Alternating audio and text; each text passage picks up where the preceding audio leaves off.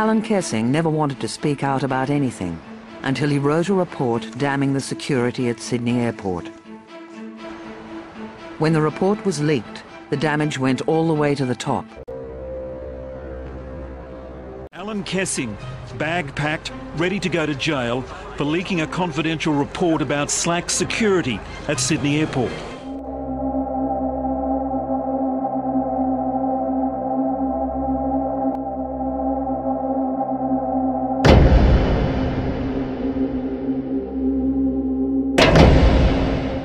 Hi Alan, I'd like you to explain what your job was, say 2002 at the Sydney Airport.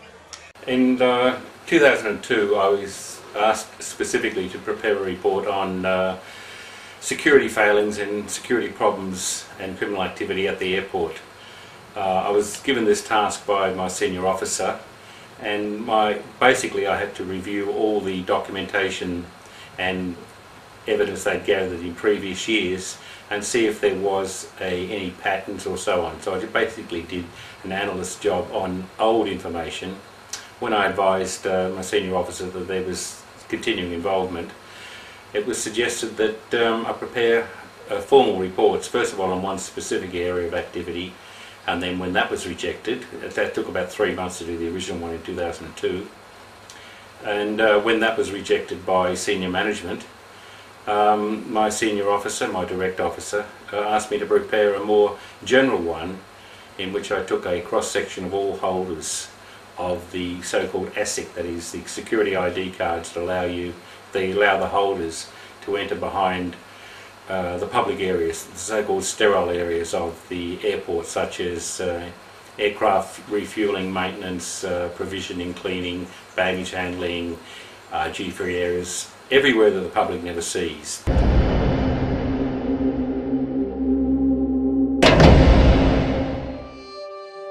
Found guilty of whistleblowing, Kessing was convicted under the notorious Commonwealth Crimes Act. Drafted in the overwrought era at the start of World War I to prevent the release of secret information, the Crimes Act still operates in the same way today.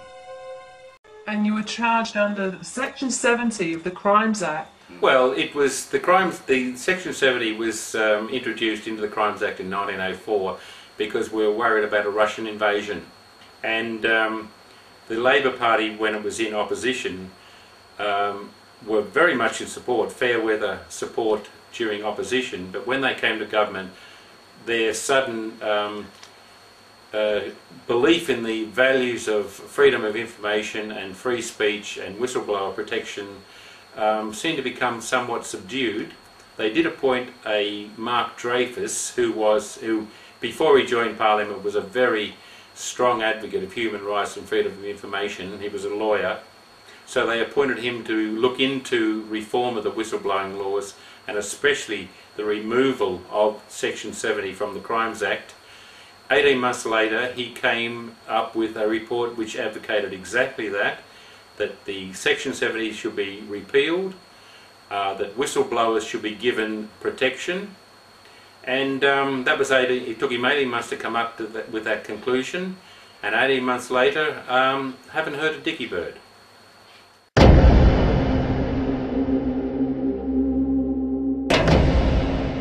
With the reports that you actually gave to your superiors, how did they ever act on it? Or? No, they were rejected out immediately upon presentation, and there was never any question about why, because we were warned by the same senior management that what we were proposing, by pointing out all the failings, that it was going to cost the airlines, and more to the point, the privatised airport corporation, big bucks to rectify. Now the point about it is that the rectifications would merely have brought them in line with the requirements of the Customs Act, but nonetheless they were rejected purely for commercial reasons, and we were told that straight out.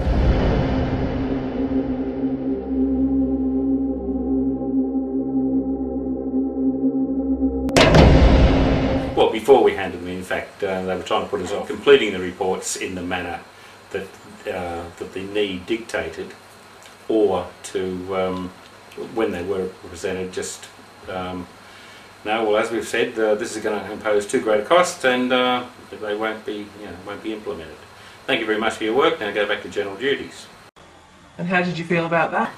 Can't say I was surprised, because we've been forewarned, and it is the nature of any organisation. Doesn't matter whether it's customs or police or even a large commercial organisation. No organisation really wants to have its failings pointed out, because by definition that means that senior management aren't doing their job. Kind of contradicts the reason as to why they want you to put it together then, wouldn't it? But it wasn't senior management that wanted me, it was only my immediate officer, the senior officer. And basically the reason for that is because senior management had made it clear some months previously, before I joined the covert unit, that they were determined to close that particular unit. And one of the reasons I was asked to prepare these reports was to show that the unit needed to continue to exist. In the event it was unsuccessful, because when I went away on long service leave in 2004, the unit was disbanded and the officers returned to general duties. In fact, 2 officers resigned because of that, and the Customs Service lost many years of absolutely vital expertise and experience in those 2 officers who resigned.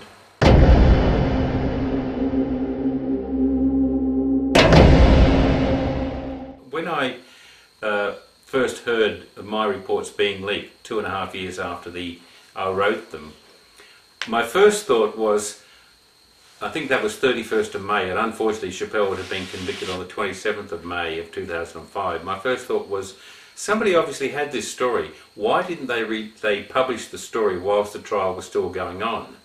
And then my second thought was, what a shame that my reports were suppressed when they were written back in 2003, because if the recommendations that I made in those reports had been implemented, the whole Schapelle Corby tragedy would not or should not have occurred, because the illicit activity and the shoddy procedures would have been cleaned up.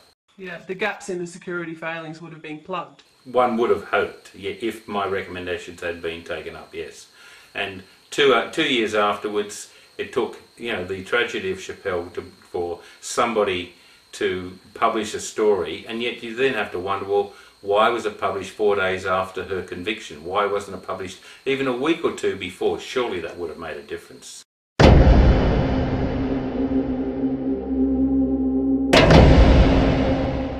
Give me any idea of the level of insecurity and corruption at the airport in the period of maybe when Schapelle Corby flew? It's always been from the very bottom, from the cleaners, the guys who push around mops and buckets, right up to the top, whether it's the commercial side such as the airline staff themselves, or even some customs officers, or quarantine for that matter. There have been many cases over the years when sworn officers have been found to have been corrupt and committing criminal offences. So you could not say that one group does or does not do something. It's just spread throughout every layer of activity at the airport. So there were like groups of workers, say from the cleaners to the... Well, sometimes there were groups, sometimes they were just individuals. But the point is, there was always a risk, there was always a vulnerability to both criminal activity, even in minor forms such as stealing duty-free, right through to stealing from passengers' bags. And the mere fact that there is criminal activity means that there is a possibility of terrorist activity.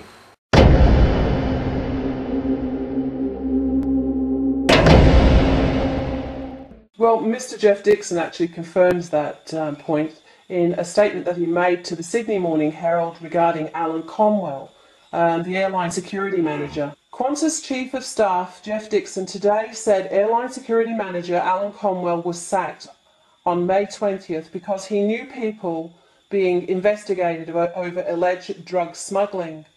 That's unacceptable in any position, particularly security, he said. A Qantas baggage handler was dismissed last month and investigations into a drug smuggling ring.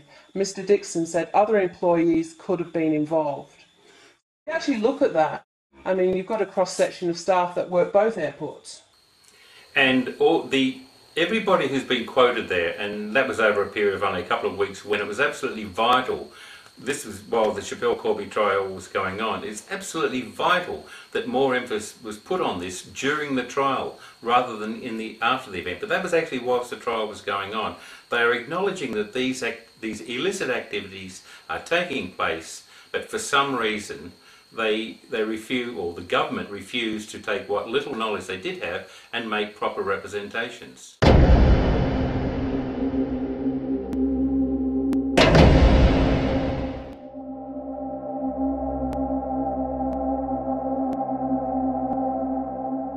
And that brings me to actually the CCTV footage, which was said to have actually disappeared. I've been doing some investigating myself to find out that, yes, they have upgraded the CCTV footage now at Qantas Airport, but that's actually in the check-in, you know, when you actually go into the airport.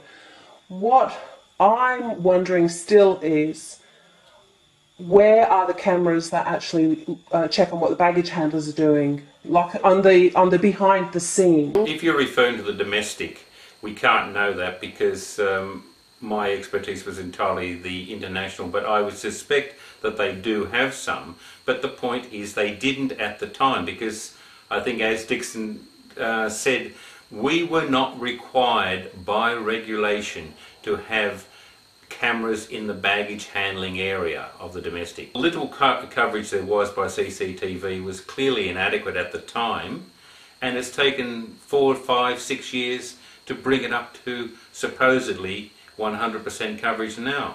And I can only hope and pray that the same tragedy does not occur again. Another innocent passenger being used as an unwitting courier by corrupt personnel behind the scenes, and once again they forget to take it out, or for some reason they don't take it out, and that passenger goes on to a high-risk destination.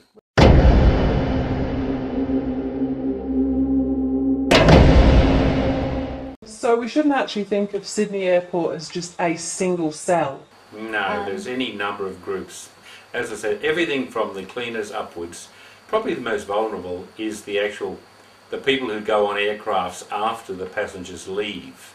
Now, just I think in the last few months, in fact earlier in 2011, there was a newspaper report of a classic example which was as well known to customs officers of drugs being left on the plane and left on the plane by a passenger who then went off perfectly innocently through the passport control and out into the public, but the drugs were left on the plane and picked up by the staff who come on to clean the plane. Now that one's been around so long it's got whiskers on it, yet it's still going on, which shows that there's been very little done to counteract it. It would be quite easy to counteract.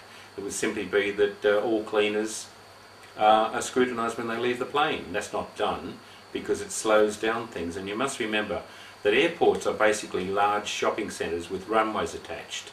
The sole purpose of the airport, especially privatised airports, is not the movement of passengers, it is the spending of money by those passengers and the people who are waiting for them or seeing them off. And if you delay the traffic, if you delay the passengers getting on and off planes, then that cuts down profits, and that cannot be... So you're infringing on their profit margin. You're curtailing profits, and given that the airports, Sydney Airport is now privatised, the majority owned Macquarie Bank, that was something that cannot be tolerated, and up with which they will not put, as Churchill said of another matter.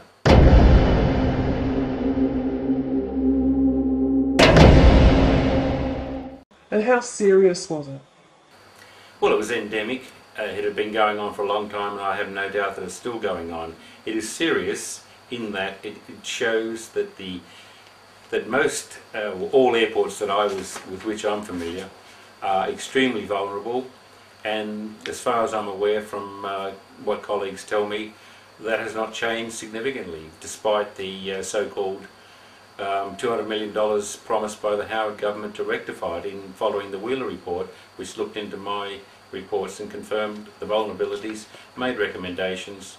The Howard government promised to spend $200 million rectifying this, and from what my colleagues tell me who are still in the service, there's been virtually no change. The vulnerabilities still exist, and obviously drugs are still coming in. Otherwise, every law enforcement agency throughout the world, in the Western world, says at the best they intercept no more than about 10% of drugs, and that's demonstrated by the fact that drug prices have remained stable or have actually fallen in most Western countries, and Australia is no exception.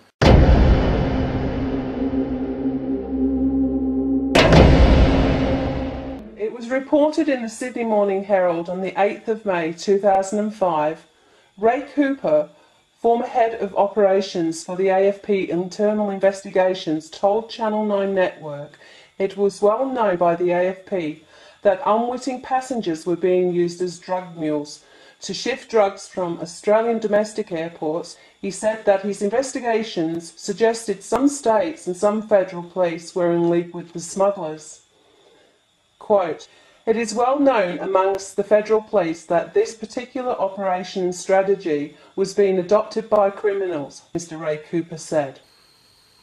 Well, I couldn't disagree with that. And as he makes clear, it is well known that this is going on, and yet we have, people trying to deny it. Now, Cooper is a fairly well qualified person to be making these comments, and he wouldn't make those comments lightly.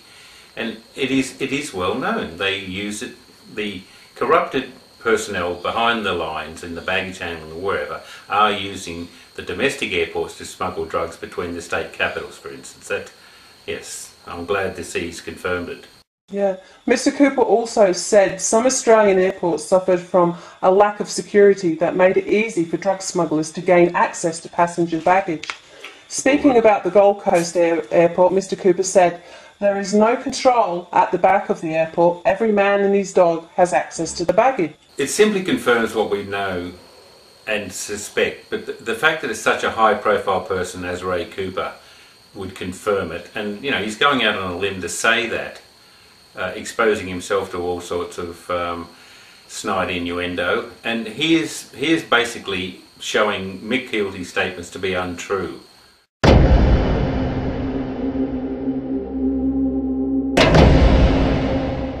When I came back on duty in 2005, and when Schapelle Corby was on trial, it was a matter of constant discussion amongst customs officers, because most customs officers knew that there were dodgy procedures going on, and our particular group knew better than anybody just how dodgy they were.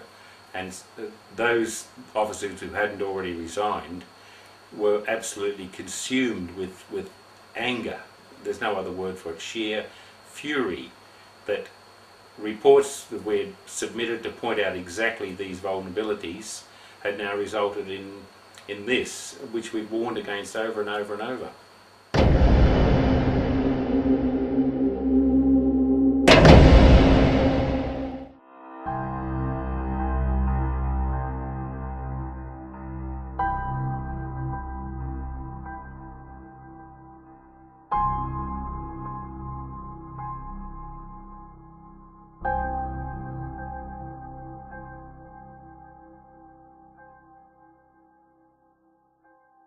In other quotes in the media, he is saying there is no knowledge, there is no evidence, he's always trying to point to the fact of ignorance, and in law, ignorance is no defence. So if he and his staff were ignorant, which I don't believe, then they are culpably incompetent.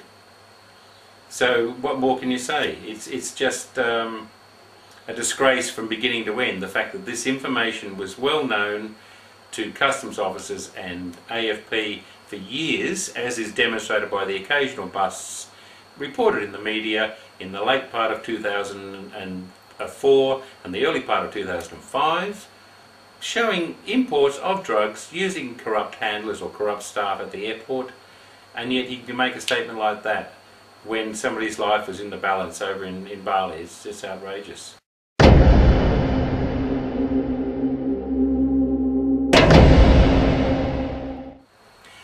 If the Australian authorities had acknowledged to the Balinese court that there was significant doubt about the case, if they had simply admitted that the airport was full of holes, that baggage handlers were notoriously corrupt, as had been shown time and again in the previous months and even the previous year of drug importations using corrupt handlers, it must have cast massive doubt on any absurd notion that she was guilty.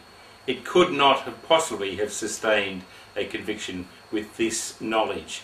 But the really awful thing about it is that if my reports had been acted upon when they were written 2 years previously, this situation should never have arisen, because the holes in the system would or should have been fixed.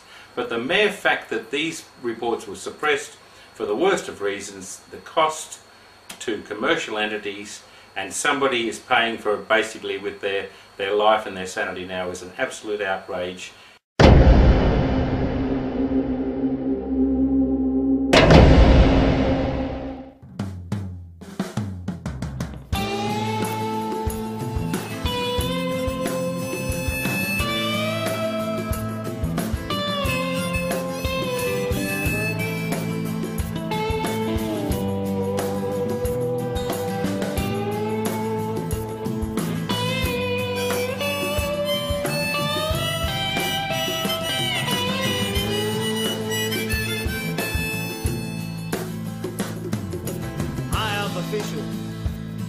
Detectives of the force, they knew earlier on why the girl was going to court about a corrupt drug smuggling ring with an airport. And on the same day she flew overseas. But these so-called honorable men, they let the evidence blow in a breeze.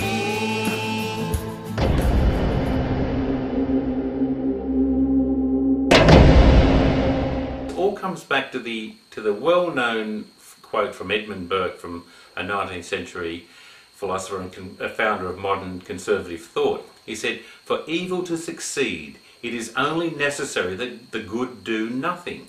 And that's what's happened here.